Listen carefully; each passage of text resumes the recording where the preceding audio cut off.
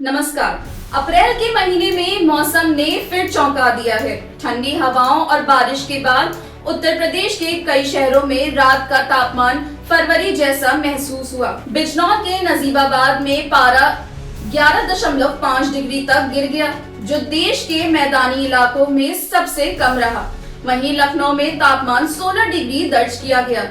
ये पिछले 5 सालों में अप्रैल की सबसे ठंडी रात है। हालांकि ये राहत ज्यादा दिन टिकने वाली नहीं है। मौसम विभाग का अनुमान है कि अगले 7 दिनों में तापमान 5 से 10 डिग्री तक बढ़ सकता है।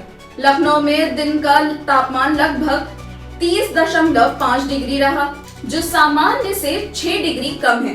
पिछले दिनों हुई बारिश और तेज हवाओं से पारे में गिरावट आई थी, लेकिन अब मौसम फिर करवट लेने वाला है।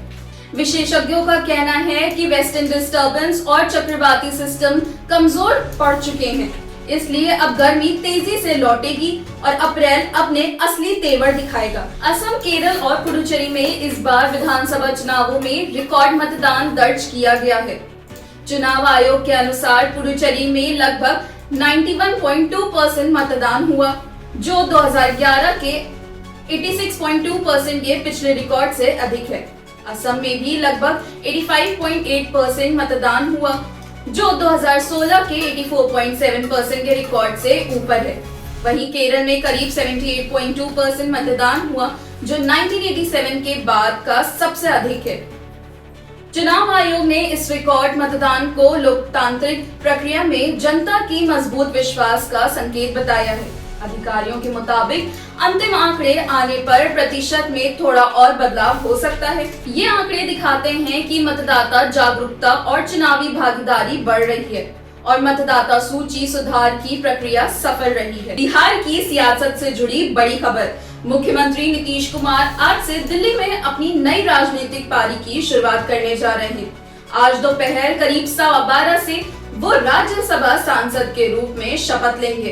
इस मौके पर एनडीए के कई बड़े नेता मौजूद रहेंगे। नीतीश कुमार कल ही दिल्ली पहुंच चुके हैं और शपथ से पहले उन्होंने संकेत दिया कि अब वो दिल्ली में ही सक्रिय रहेंगे और बिहार में नई नेतृत्व टीम को आगे बढ़ने का मौका मिलेगा। शपथ के बाद नीतीश कुमार प्रधानमंत्री नरेंद्र मोदी और गृह मंत्री अमित शाह से भी मुलाकात करेंगे।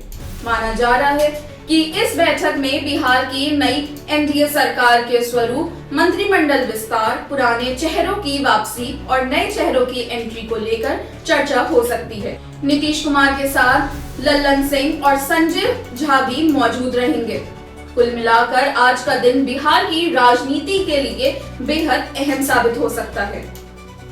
पाकिस्तान सुपर लीग 2026 में पेशावर ज़ल्मी की जीत के बाद कप्तान बाबर आजम का बयान चर्चा में आ गया है।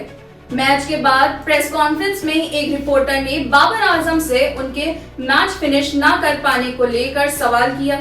रिपोर्टर ने उनकी तुलना विराट कोहली से करते हुए कहा कि कोहली उसी अंदाज में खेलते हैं, लेकिन मैच खत्म करके आते हैं। इस सवाल पर बाबर आजम थोड़ा नाराज नजर आए। उन्होंने जवाब देते हुए कहा, तुलना करना बंद करें और आगे बढ़ें।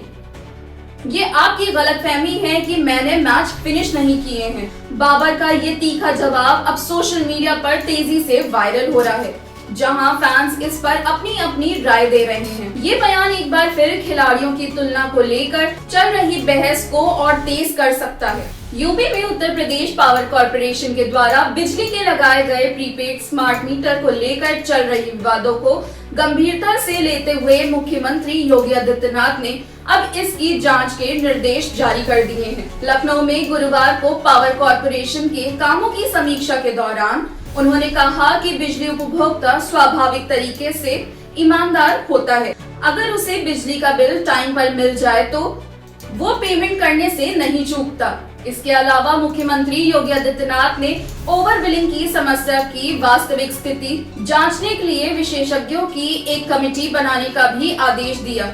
साथ ही साथ सीएम योगी ने ये भी आदेश जारी किया कि अगर बिजली उपभोक्ता की गलती नहीं है तो उसका बिजली का कनेक्शन नहीं कटना चाहिए।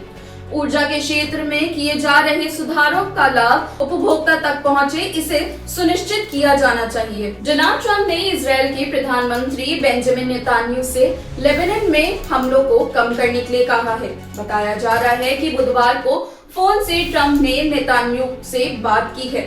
आपको बता दें कि खाड़ी युद्ध में हैरान परेशान पूरी दुनिया की निगाहें शनिवार को इस्लामाबाद में होने वाली शांति वार्ता पर टिकी है, क्योंकि इस बैठक में ईरान और अमेरिका के प्रतिनिधि आमने सामने बैठकर मिडिल ईस्ट वॉर के भविष्य के बारे में चर्चा करेंगे।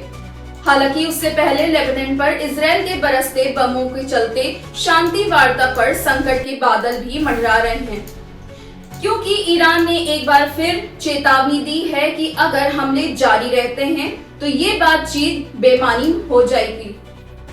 इसके अलावा ईरान ने हॉर्मुज स्ट्रेट को एक बार फिर से बंद कर दिया है। हालांकि अमेरिका की प्रेस सचिव ने इसे ना मानते हुए ईरान से हॉर्मुज स्ट्रेट को खोलने को कहा है। कौन है मुकुल चौधरी? वो युवा खिलाड़ी जिसने संघर्ष को अपना साथी बनाया और अब आईपीएल में एक नए फिनिशर के रूप में चमक रहा है। राजस्थान के झुंझुनू से आने वाले 21 वर्षीय मुकुल ने क्रिकेट के सपने के लिए घर छोड़ा, पिता के संघर्ष को प्रेरणा बनाया और एमएस धोनी से मिली सीख को अपना मंत्र। एलएसजी ने मुकुल चौधरी को 2 करोड़ 60 लाख की प्राइस पर खरीदा था।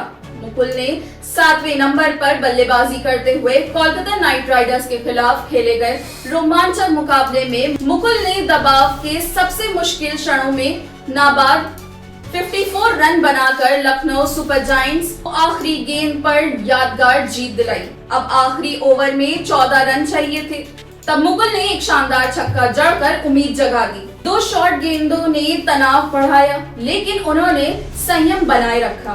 आखिरी गेंद पर बल्ले से संपर्क न होने के बावजूद मुकुल ने हार नहीं मानी और तेज दौड़ लगाकर लेग बाय रन पूरा कर टीम को जीत दिलाई।